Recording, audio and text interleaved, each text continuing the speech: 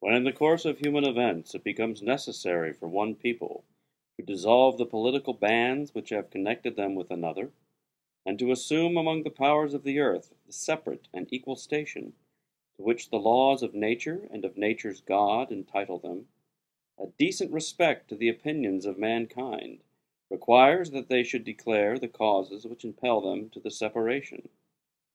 We hold these truths to be self-evident, that all men are created equal, that they are endowed by their Creator with certain unalienable rights, that among these are life, liberty, and the pursuit of happiness. That to secure these rights, governments are instituted among men, deriving their just powers from the consent of the governed. That whenever any form of government becomes destructive of these ends, it is the right of the people to alter or to abolish it, and to institute new government, laying its foundation on such principles and organizing its powers in such form as to them shall seem most likely to effect their safety and happiness.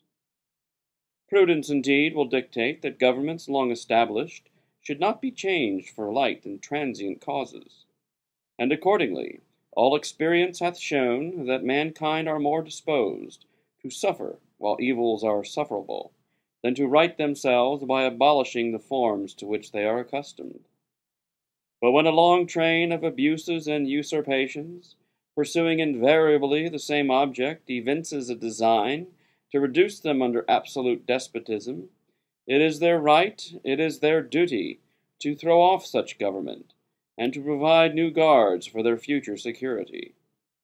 Such has been the patient sufferance of these colonies, and such is now the necessity which constrained them to alter their former systems of government. The history of the present King of Great Britain is a history of repeated injuries and usurpations, all having in direct object the establishment of an absolute tyranny over these states. To prove this, let facts be submitted to a candid world.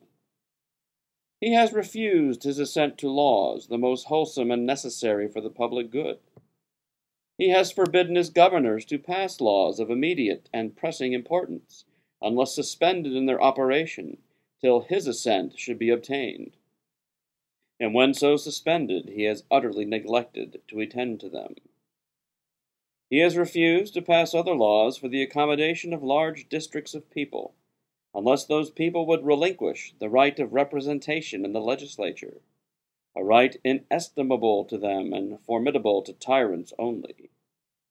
He has called together legislative bodies at places unusual, uncomfortable, and distant from the depository of their public records, for the sole purpose of fatiguing them into compliance with his measures. He has dissolved representative houses repeatedly, for opposing with manly firmness his invasions on the rights of the people. He has refused for a long time, after such dissolutions, to cause others to be elected, whereby the legislative powers, incapable of annihilation, have returned to the people at large for their exercise, the state remaining in the meantime exposed to all dangers of invasion from without and convulsions within. He has endeavored to prevent the population of these states, for that purpose obstructing the laws for naturalization of foreigners, refusing to pass others to encourage their migrations hither, and raising the conditions of new appropriations of lands. He has obstructed the administration of justice by refusing his assent to laws for establishing judiciary powers. He has made judges dependent on his will alone for the tenure of their offices and the amount and payment of their salaries. He has erected a multitude of new offices, and sent hither swarms of officers to harass our people and eat out their substance. He has kept among us in times of peace standing armies without the consent of our legislatures. He has affected to render the military independent of and superior to the civil power.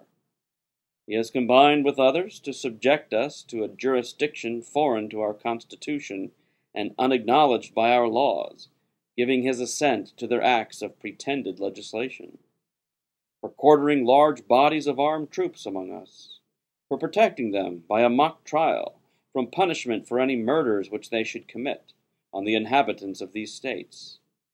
for cutting off our trade with all parts of the world, for imposing taxes on us without our consent, for depriving us in many cases of the benefits of trial by jury, for transporting us beyond seas to be tried for pretended offenses, for abolishing the free system of English laws in a neighboring province, establishing therein an arbitrary government, and enlarging its boundaries so as to render it at once an example and fit instrument for introducing the same absolute rule into these colonies, for taking away our charters, abolishing our most valuable laws, and altering fundamentally the forms of our governments, for suspending our legislatures and declaring themselves invested with power to legislate for us in all cases whatsoever.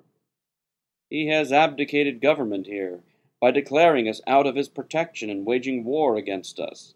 He has plundered our seas, ravaged our coasts, burnt our towns, and destroyed the lives of our people. He is at this time transporting large armies of foreign mercenaries to complete the works of death, desolation, and tyranny, already begun with circumstances of cruelty and perfidy scarcely paralleled in the most barbarous ages and totally unworthy the head of a civilized nation. He has constrained our fellow citizens taken captive on the high seas to bear arms against their country, to become the executioners of their friends and brethren, or to fall themselves by their hands. He has excited domestic insurrections amongst us, and has endeavored to bring on the inhabitants of our frontiers, the merciless Indian savages, whose known rule of warfare is an undistinguished destruction of all ages, sexes, and conditions. In every stage of these oppressions we have petitioned for redress in the most humble terms. Our repeated petitions have been answered only by repeated injury. A prince whose character is thus marked by every act which may define a tyrant is unfit to be the ruler of a free people. Nor have we been wanting in attentions to our British brethren. We have warned them from time to time of attempts by their legislature to extend an unwarrantable jurisdiction over us. We have reminded them of the circumstances of our emigration and settlement here. We have appealed to their native justice and magnanimity, and we have conjured them by the ties of our common kindred to disavow these usurpations, which would inevitably interrupt our connections and correspondence. They too have been deaf to the voice of justice and of consanguinity. We must therefore acquiesce in the necessity which denounces our separation, and hold them, as we hold the rest of mankind, enemies in war, in peace, friends.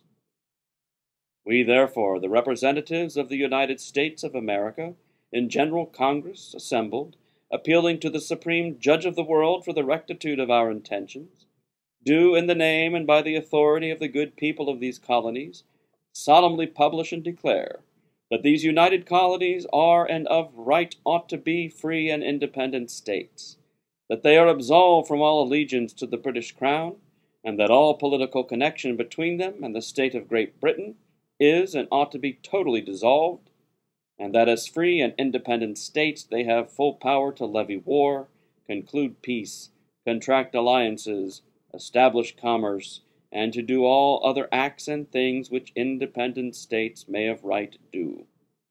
And for the support of this declaration, with a firm reliance on the protection of divine providence, we mutually pledge to each other our lives, our fortunes, and our sacred honor.